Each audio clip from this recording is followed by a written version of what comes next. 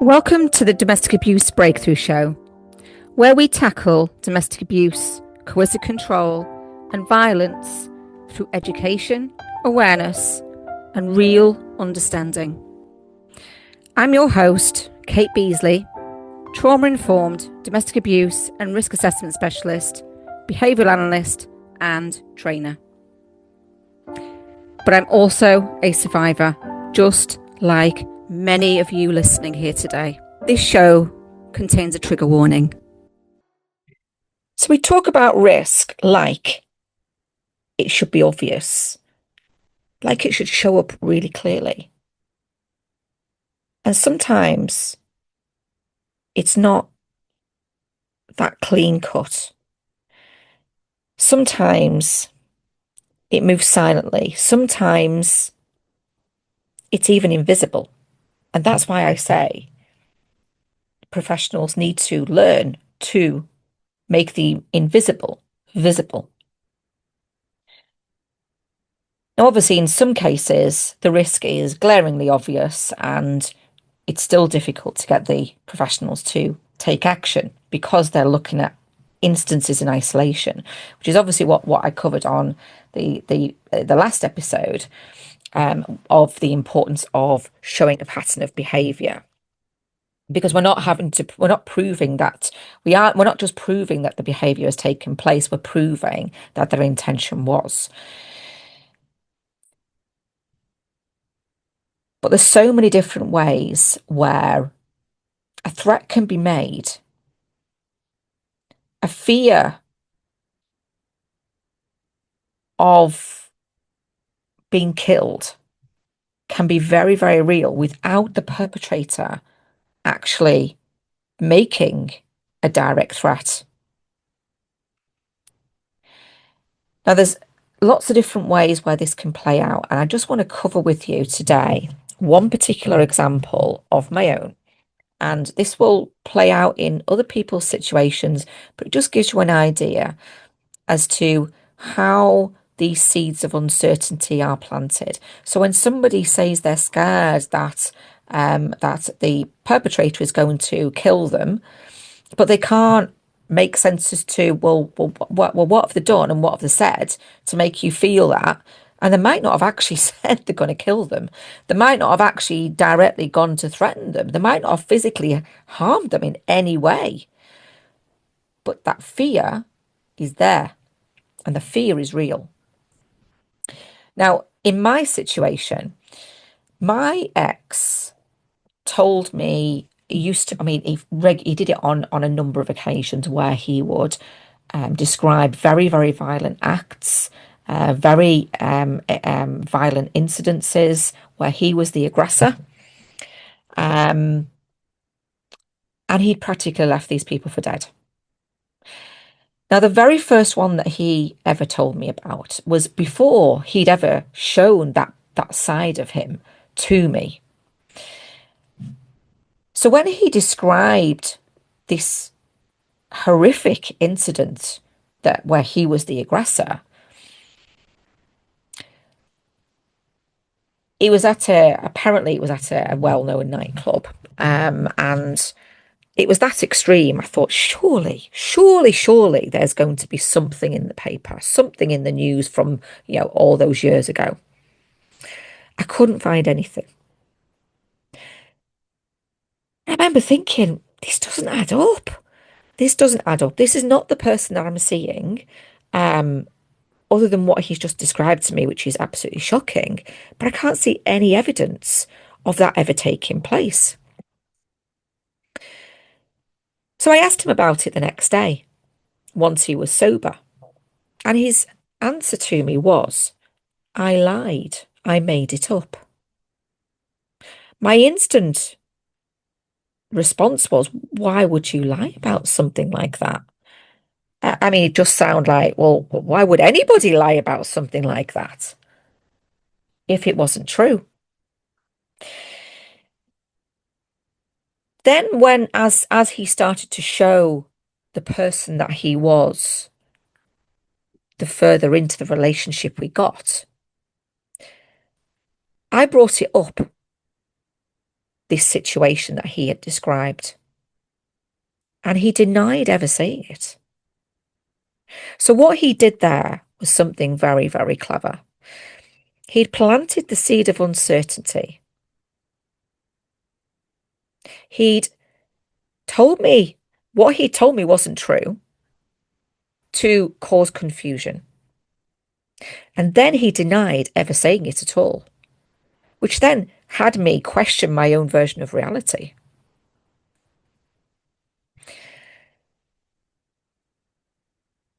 The point is not whether that incident took place or not, whether any of those violent instances that he described ever happened at all.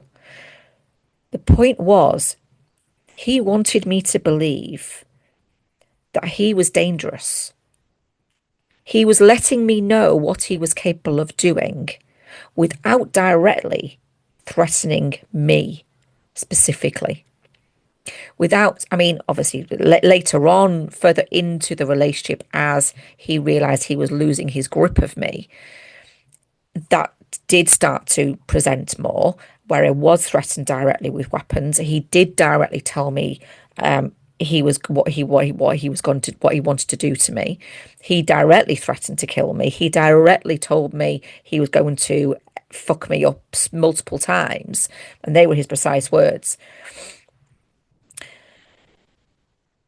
But he never followed, he never ever physically touched me. He never physically touched me.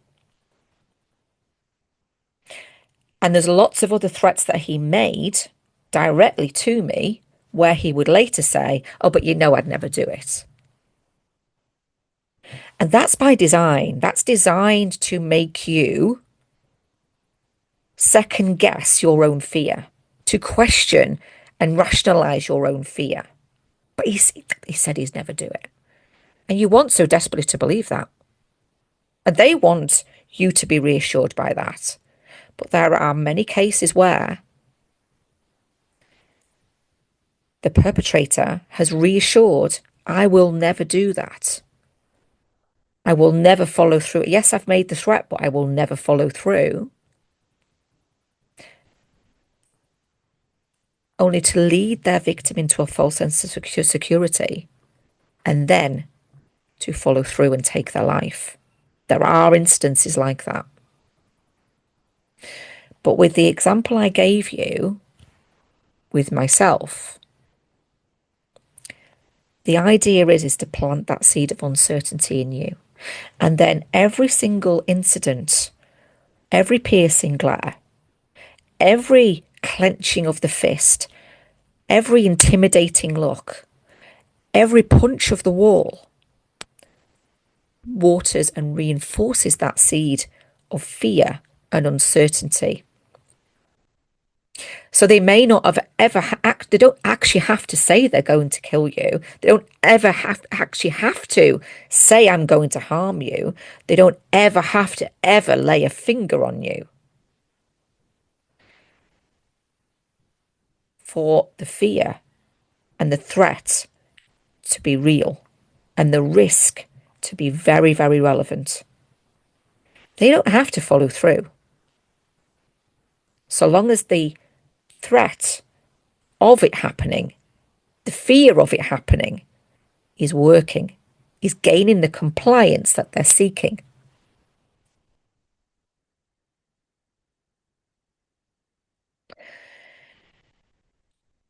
And this is why leaving is the most dangerous time.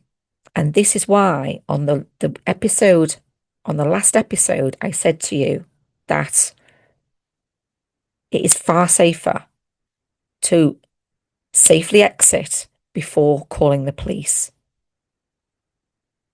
Because if anything's going to escalate, it's when you expose them. It's when you don't know your place. It's when they lose control.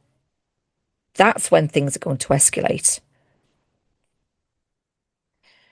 So always, always listen to your gut. If you are fearful that they could harm you in any way or even kill you, Don't ignore that fear because that fear is coming from somewhere, even whether you can make sense of it or not. And after this explanation, you may now be able to make sense of your own fear potentially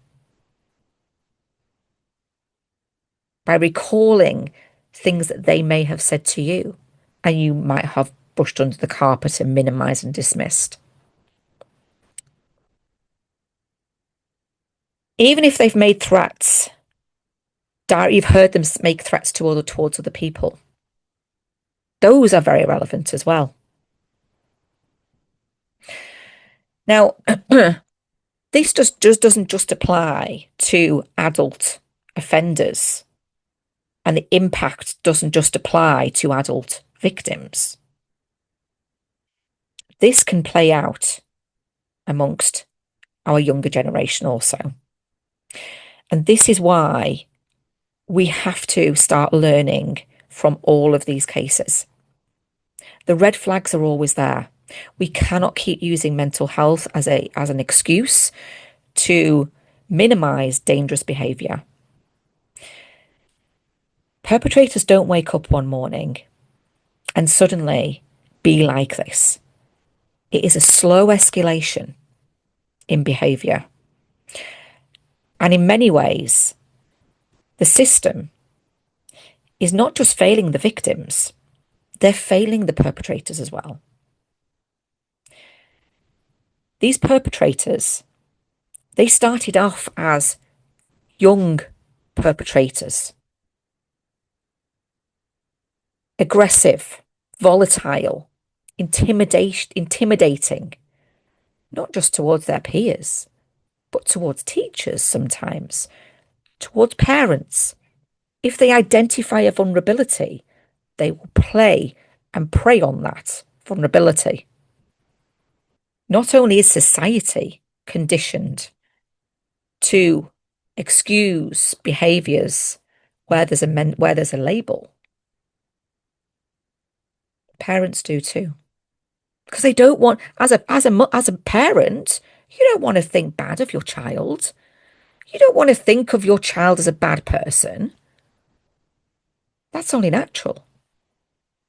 But what we have to understand is if we normalize and excuse that behavior and seek excuses, it doesn't matter what label they have. It doesn't matter what their background is, whether they have been exposed to some horrific experiences, through the other parent or at school or whatever. If that behavior is resulting in unhealthy and dangerous coping mechanisms that is harming other people, we have to call it out. And it has to result in consequences of some kind. Age appropriate, of course, and in line with the risk that they pose to other people and themselves. Because by making excuses, all we are doing is giving them enough rope for the entitlement to grow and the danger to increase. And we don't just increase the risk of them doing something fatal to another person. We increase the risk of them losing their freedom or them being hurt. So nobody is doing any young people any favours by minimizing the behaviours that are harmful. We are much better applying consequences younger, more softer consequences to interrupt the belief system where they are currently identifying behaviour gets my needs met. I don't care the impact on somebody else. I just want my needs met. All a perpetrator keeps doing, the more that they get away with it, is pushing the boundaries out. That's all they do. So we must start learning from past cases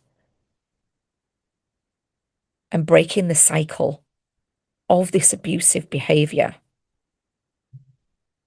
And I say repeatedly in my trainings, We don't just have a crisis, a pandemic of abuse-related behavior. We have a mental health crisis. And the mental health crisis is one's feeding the other. It becomes a vicious cycle. So in the next episode, I'm going to be joined by specialist psychiatric nurse Nicola Noel.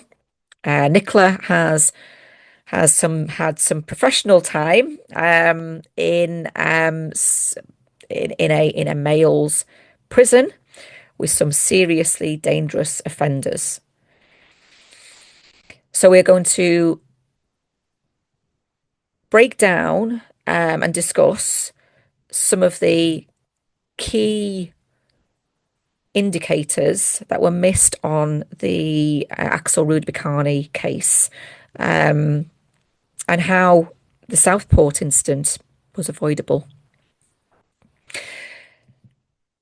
And then soon after that, I also have Wesley Owen Cunliffe, who is a youth support worker as well. And Wes has walked that dodgy path that many young people find themselves directed towards because of the conditions, the environments that they have been exposed to through no fault of their own. And that's what I mean. These are preventable. All of this is preventable if we improve the conditions and we show these young people that that behaviour is not tolerated in society. But if they're taught the behaviour is tolerated, the behaviour is allowed, well, they're going to take that behaviour on more likely. So the signs are always there. The patterns are always there.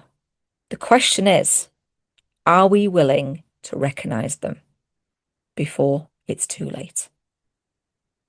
So before I wrap up this episode, I just want to reiterate, although I have obviously said again, which I said in the last episode, about the importance of, in an ideal world, we want to be exiting as safely as we possibly can before we are disclosing to any professionals, whether that be police, whether that be family courts, whether it be social care,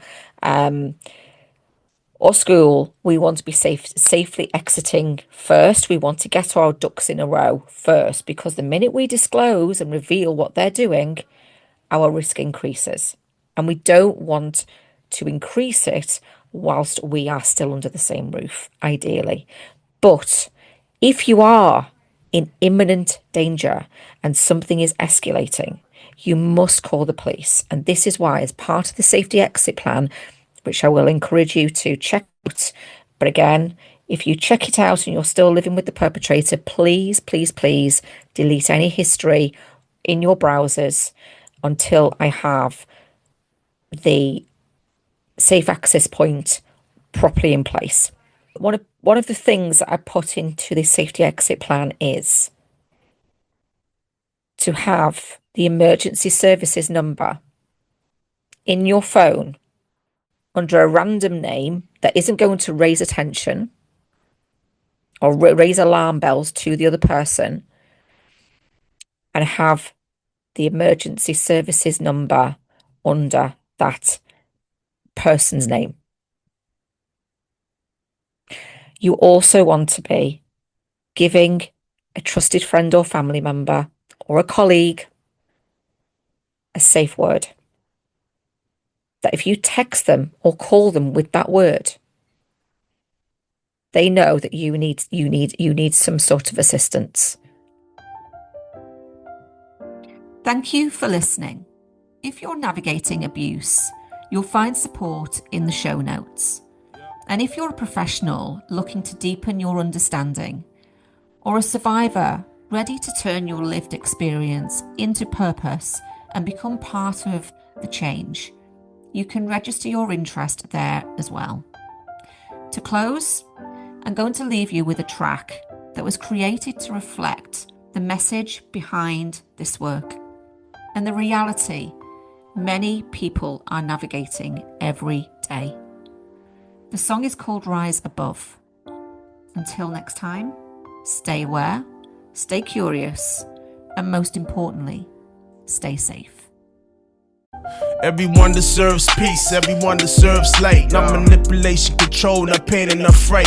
If it's stealing your joy, then why you calling it love? We gotta break this cycle, we gotta rise above. And you can see the warning signs when the tone gets cold. When respect disappears and the lies unfold. Don't ignore the red flags when you seeing them clear. Nobody deserves to be trapped or living in fear. Yo, these small wounds now turn to big scars later. You gotta elevate, move on to something greater. Some people call it just a toxic love romance, but anything toxic ain't worth giving a chance. If you wanna know how this thing is really gonna end, pay attention to the signs you can see in advance. Yo, if it's true love, then why you feeling so small? Nah, true love wouldn't try to hurt you at all. It goes. Say it's just love, but it don't feel right. Pain in my heart, crying tears all night. If it ain't real, I don't need that love. Time to break free, time to rise above. You say it's just love, but it don't feel right. Pain in my heart, crying tears all night. If it ain't real, I don't need that love. Time to break free, time to rise above. So many trapped in the cycle and they can't break free. Don't ignore warning signs and negative energy. It ain't all rainbows and straight positivity, but nothing should take away your mental stability. Yo, violence always start when respect is gone. So if they showing disrespect, just leave them alone. Yo, it's time to elevate and you'll be fine on your own. You a king, you a queen, you belong on the throne. It goes. Say it's just love, but it don't feel right. Pain in my heart, crying tears all night. If it ain't real, I don't need that love. Time to break free, time to rise above. You say it's just love, but it don't feel right. Pain in my heart, crying tears all night. If it ain't real, I don't need that love. Time to break free, time to rise above. It's time to elevate, know what I'm saying? You gotta break the cycle. You gotta recognize abuse. You gotta recognize the patterns. You a king, you a queen. Respect yourself. Demand respect from others. Yeah.